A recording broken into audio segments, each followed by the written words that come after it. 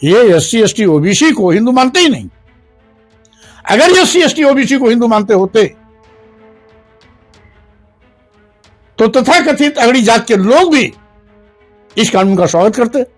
किसी दलित के शरीर में मलमूत्र का लेप कर देना, किसी बैकवर्ड की कुर्सी को गंगा जल से धोना जन्मसिद्ध अधिकार मानते हैं। शैक्षिक संस्थाओं में यूजीसी के नए कानून को लेकर भारी विरोध देखा जा रहा है।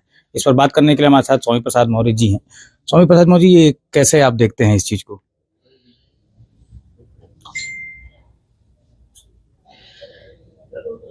यूजीसी विनियमन कानून 2026 विश्वविद्यालय तथा अन्य उच्च शिक्षण संस्थाओं में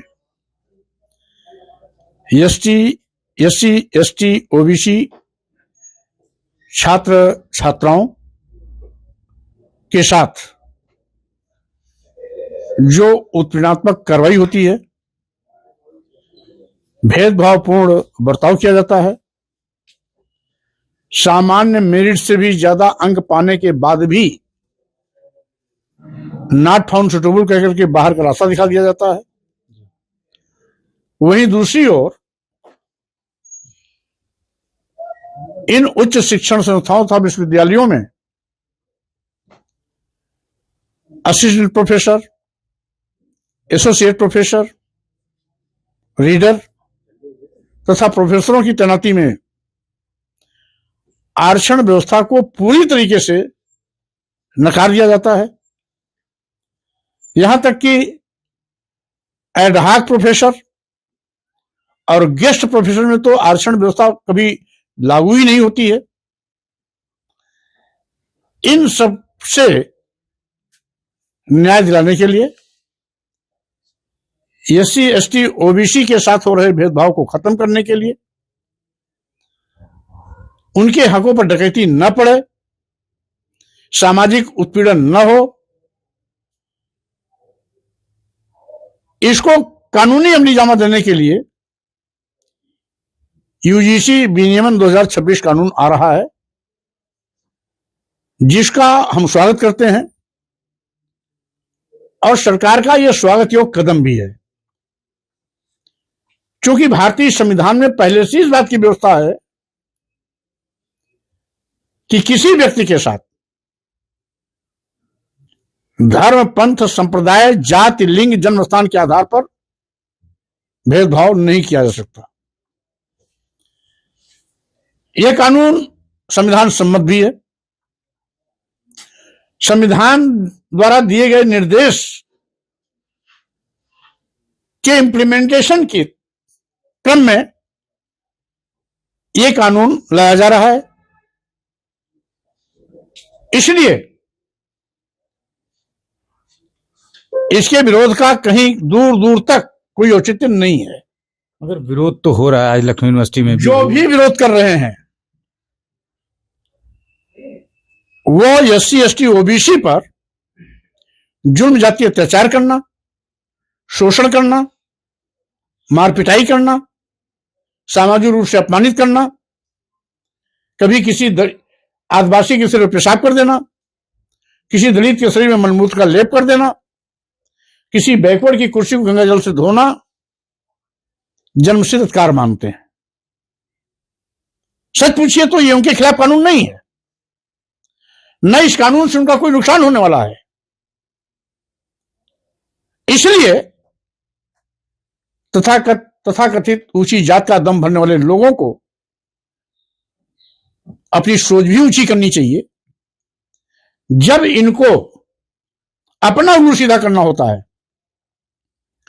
विधानसभा लोकसभा में वोट देना होता है, तो एससी एसटी ओबीसी हिंदू हो जाता है। यानी एससी एसटी ओबीसी को हिंदू कह करके वोट देने के लिए उसकी मक्खनबाजी करते हैं। जब हिंदू मुस्लिम की बात होती है तो हिंदू हिंदू भाई भाई कह करके एससी एसटी ओबीसी को अपने पक्ष में खड़ा करने की कोशिश करते हैं। और जब एससी एसटी ओबीसी के सम्मान, स्वाभिमान, हक हकूक अधिकार की बात आती है तो ये उसके खिलाफ बगावत कर देते हैं। इसका मतलब है ये एससी एसटी ओबीसी को हिंदू मानते ही नहीं। अगर एससी एसटी ओबीसी को हिंदू मानते होते तो तथाकथित अगड़ी जात के लोग भी इस कानून का स्वागत करते। वो तो अपने स्वार्थ के लिए, अपना अनुसीधा करने के लिए एससी एसटी ओबीसी को हिंदू मानते हैं, कहते हैं, लेकिन मानते नहीं। मानते होते तो विरोध नहीं करते। इसका मतलब है इनका विरोध इस बात को जाहिर कर रहा है इस देश में एससी एसटी ओबीसी न कभी हिंदू था, न हिंदू है, न हिंदू मानते हैं, आज भी ये उसको शूद्र मानते हैं। इसीलिए अपने पैरों तले दबाने की कोशिश करते हैं। एससी एसटी ओबीसी पर जुर्म जाति अत्याचार करना, शोषण करना, मारपिटाई करना, सामाजिक भेदभाव करना अपना जन्मसिद्ध अधिकार मानते हैं। यही कारण है कि ऐसी घटिया सोच के लोग इस कानून का विरोध कर रहे हैं। मैं सवर्ण समाज के इस विरोध नीति की घोर निंदा करता हूं। इसी में कल बरेली के जो पूर्व सिटी मजिस्ट्रेट हैं उन्होंने इस्तीफा दे दिया, उसको आप कैसे देखते हैं? वो सिटी मजिस्ट्रेट जिसे इस्तीफा दिया वो या तो भ्रष्टाचार में बहुत बड़ा कहीं बंगनिंग में लिप्त होगा, जांच प्रभावित होगी, कहीं ना कहीं उसके खिलाफ अनुशासनात्मक कार्रवाई लंबित होगी। इसलिए इस्तीफे के नाम पर बहाना शंकराचार्य के अपमान और यूजीसी कानून को नाम लिया है, लेकिन मकसद उसको राजनीति में अपनी पैठ बनाना है और राजनीतिक सहानुभूति लेने के लिए इस्तीफा दिया है। उसका मुख्य कारण न शंकराचार्य का अपमान है, न यूजीसी कानून है। राजनीति में आने के लिए साजिश के तहत यूजीसी और शंकराचार्य का बहाना लिया है। शंकराचार्य के अपमान को आप कैसे देखते हैं जो उन्होंने अभी तक क्लेम किया हुआ है शंकराचार्य अभी मुक्तेश्वरानंद जी ने? किसी भी व्यक्ति का अपमान गलत है। इसके पहले इटावा में 2 भागवताचार्य यादव बंधुओं का अपमान हुआ,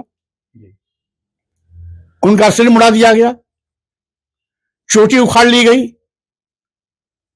महिला मूत्र से छिड़क करके उनको पवित्र किया गया। तो शंकराचार्य को बोलती बंद थी।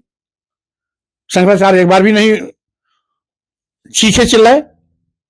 आज जब शंकराचार्य को अपमान हो गया तब उनको अपमान याद आ रहा है। अगर शंकराचार्य 2 भागवताचार्य यादव बंधुओं के अपमान पर बोले होते तो आज पूरा देश शंकराचार्य के साथ खड़ा होता। ऐसे स्वार्थी लोग जिनको अपना सम्मान तो दिखाई पड़ता है, औरों का सम्मान नहीं दिखाई पड़ता। अब आया हूं पहाड़ के नीचे, इसलिए जैसी करनी वैसी भरनी। जो बोया है वो काट रहे हैं। जिस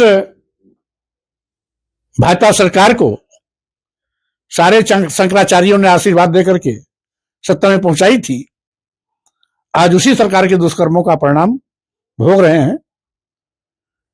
इससे स्वाभाविक रूप से उनको सबक लेना चाहिए कि धर्माचार्य अपने धर्म के दायरे में रह काम करेगा तो अच्छा होता है, राजनीति का हिस्सा बनेगा तो इसी प्रकार से दुर्गति को प्राप्त करेगा।